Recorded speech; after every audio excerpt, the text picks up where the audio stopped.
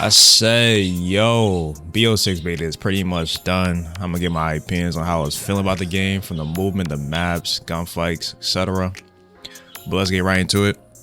I played a decent amount of this beta. I got a feel of most of the weapons we got to play with, but truly, all I was using was the Jackal. Jackal was too OP. Everyone else was using it, so I had to use it. I'm not gonna get, body, but it did get nerfed weekend 2, but it was still being used. You was able to get the Tanto as well. That was also pretty good. You was able to get that when you hit level 30. Now off rip, the initial feeling of Omni movement was fire. Like when I loaded in for the first time, I was on the back of the map just diving around. I was with my man Xanavis. He was trying to run around and get a gunfight, but I was just diving around. Hold on. How do you... Oh my god. Hey! It felt really weird trying to wire my brain on how to use the movement to my advantage. I was initiating every gunfight with a dive, trying to get through this learning curve to do it instinctively. But as I kept playing though, I noticed how less and less I was using a dive to possibly camera someone in a gunfight than just simply doing a slide cancel around a corner. The dive started to feel real situational in my opinion, but regardless, the movement did feel real smooth altogether, even though I do experience some dead slides, which is annoying, but it happens. It's Call of Duty. Overall, you get so much dope winning gunfights in this game from outplaying someone with the movement. Like I just want to run at people and chase kills, and that exact feeling is why I love the jetpack over a COD, specifically Black Ops 3 Infinite Warfare. Even though a lot of people didn't like that game based off the crazy dislikes and comments from the multiplayer trailer, which was full of old heads crying about the movement, but it is what it is.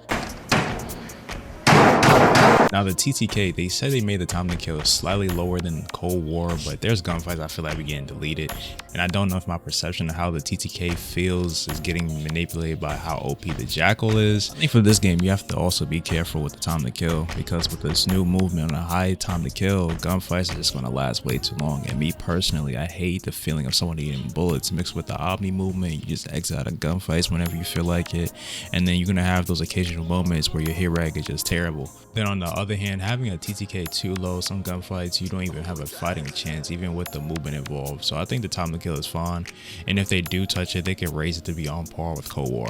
Another thing I like to mention, when I played my first game of the beta, it felt like I was losing aim assist during gunfights. I thought I couldn't shoot straight, I'm about to fall off this game, and then coming from NW3 where the aim assist is OP, you don't even have to move your right stick half the time, to the BO6 beta where the aim assist turns off after being 3 meters too close to someone, which created some really weird gunfights. There are times where I slide into someone and we're both whiffing because the aim assist is turned off, but I got used to all that. I was also trying to find aim assist type in settings they went with the beta, but it intentionally got removed via tweetbot map. But after a few games mixed with tweaking my sense, I was beaming again, so it's all good. I don't mind what they did there though, looking at it from the POV of someone playing COD on M&K, because you're getting world star by someone on controller most of the time, and this change actually gave him a fighting chance.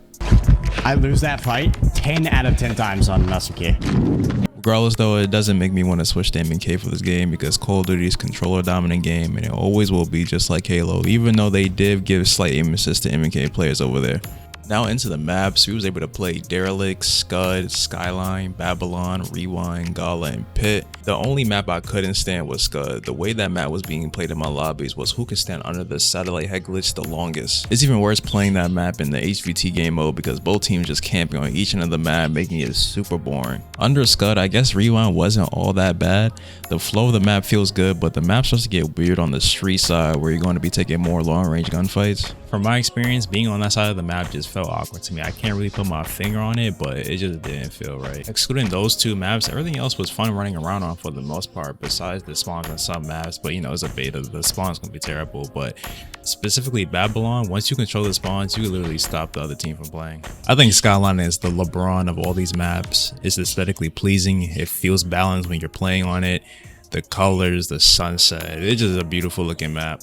When I played the map for the first time, it felt like I understood the map right then and there, which I want out of all the maps I played, but it is what it is. The maps is what I feel can make or break a COD to me, regardless of any new movement or changes to TTK. If the maps are genuinely fun to play, then the game itself is fun to play, and so far Skyline takes the cake on that. We'll see when the game come out while the maps can match Skyline's energy. I am curious to see what Sandhouse plays like, because it is the ultimate version of Nuketown, and Nuketown is Trek's favorite child.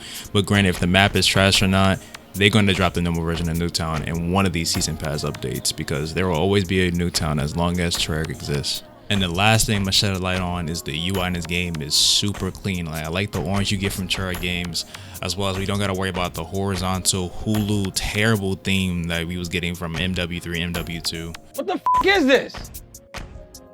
What? What? What the f is this? This is garbage. It's beautiful. Everything feels easy to find and navigate through, so no complaints there. We also don't gotta worry about the unlocking attachments for one gun to unlock an attachment for another gun. I don't know who thought of that system for MW2, but that was just dumb and annoying to deal with.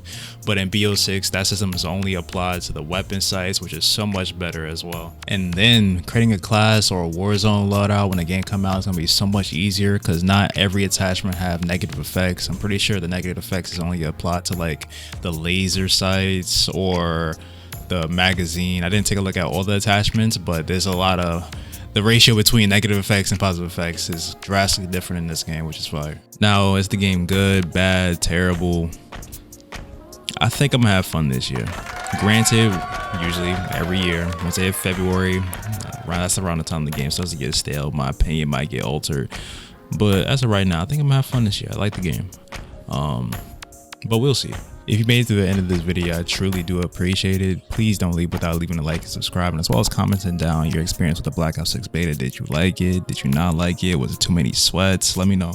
Also, don't forget to drop a follow on my other socials, as well as my group page, Now or Never. I post frequently on my pages, as well as we post frequently on Now or Never page. On TikTok, I'm gonna leave everything in the description. But yeah, I'm off this.